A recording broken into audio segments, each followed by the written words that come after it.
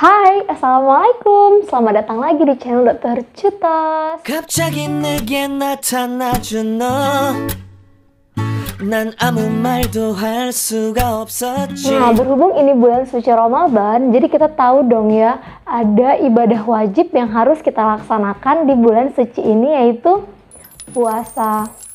Tapi gimana ya kalau pada ibu hamil dan ibu menyusui?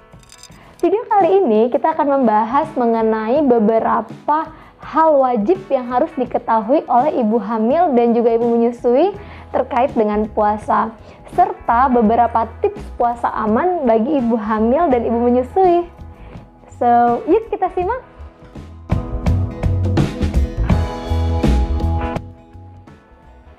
Nah, sebelumnya teman-teman sudah pada tahu ya bahwa usia kehamilan itu dibagi menjadi 3 tahapan. Masing-masing tahap itu memiliki tantangan yang berbeda-beda pastinya pada setiap ibu hamil. Yang pertama untuk trimester pertama, yaitu dari usia 1 sampai 13 minggu. Ini adalah fase di mana ibu hamil sebagian besar mengalami kembung, mual, muntah. Nah, ini disebabkan salah satunya karena tingginya hormon beta HCG. Nah, kemudian untuk trimester kedua, yaitu usia dari 14 sampai 27 minggu. Ini adalah fase di mana mual muntah yang dialami ibu hamil sudah mulai berkurang bahkan hilang. Nah, ini disebabkan karena hormon beta HCG tadi sudah digantikan kehadirannya dengan plasenta. Kemudian untuk trimester yang ketiga, yaitu untuk usia lebih dari 28 minggu. Ini adalah fase di mana ibu hamil sudah dekat dengan persalinannya, kehamilannya sudah semakin besar, ibu semakin lelah. Nah, tapi ibu tetap harus mempersiapkan kondisi fisik yang bugar agar persalinannya lancar. Nah, selanjutnya adalah fase menyusui. Ini adalah fase di mana ibu harus beradaptasi dengan hal baru, di mana pola makan yang berubah, pola istirahat yang juga berubah.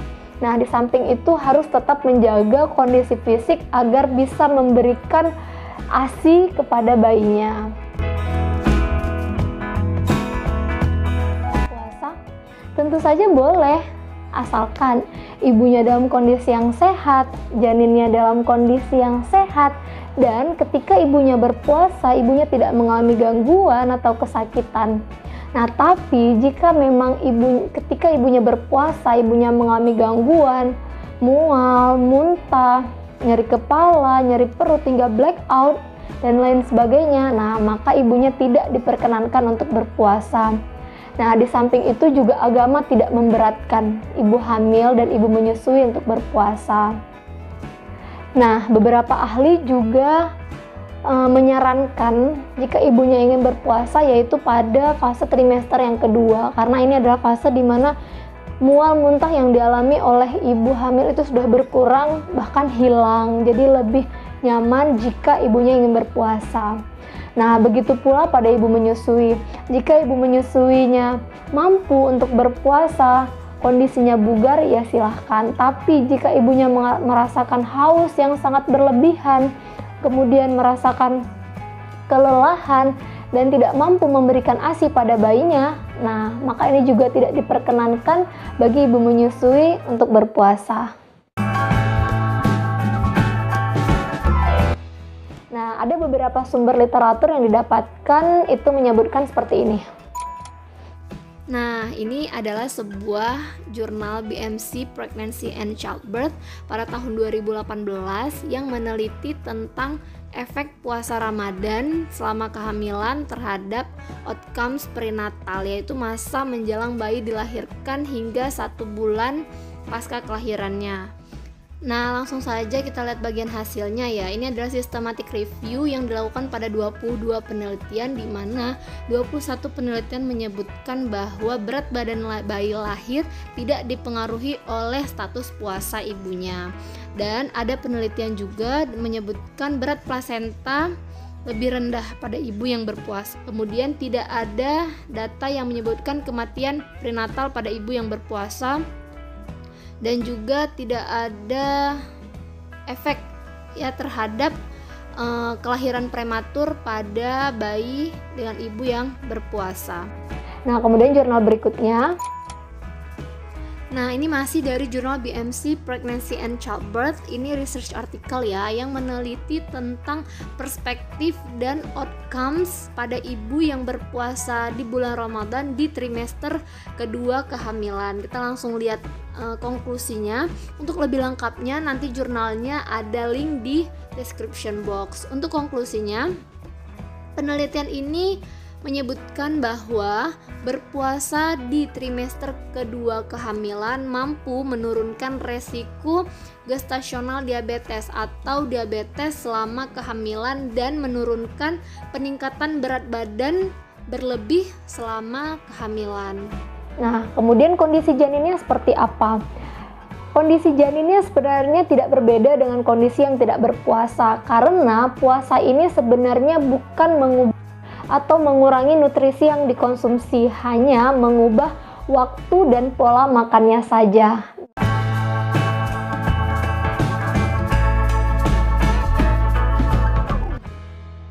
Yang pertama, konsultasikan kesehatan pada dokter kandungan untuk mengetahui apakah ibu dan janin dalam kondisi yang sehat. Setelah itu kita atur pola makannya. Yang pertama, untuk waktunya.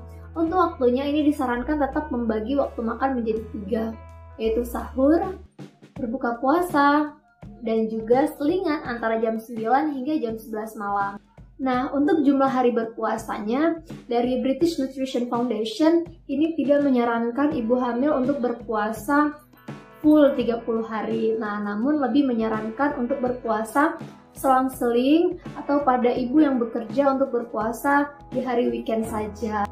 Nah, untuk makanannya gimana? Untuk makanannya sebenarnya sama dengan populasi pada umumnya, yaitu gizi seimbang, sesuai dengan rekomendasi dari PDGKI.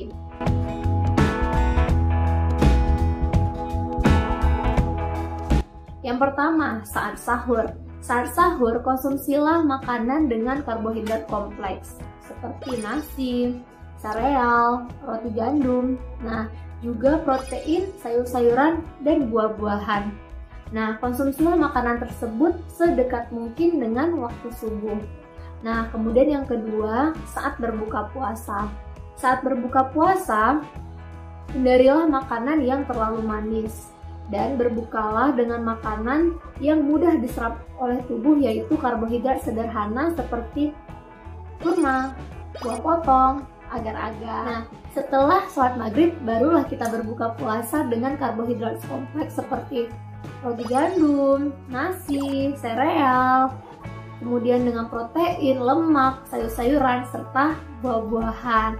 Nah, jangan lupa untuk tetap harus cukup minum minuman bebas gula ya, yaitu 1,5 hingga 2 liter. Berikut rekomendasi waktu minum.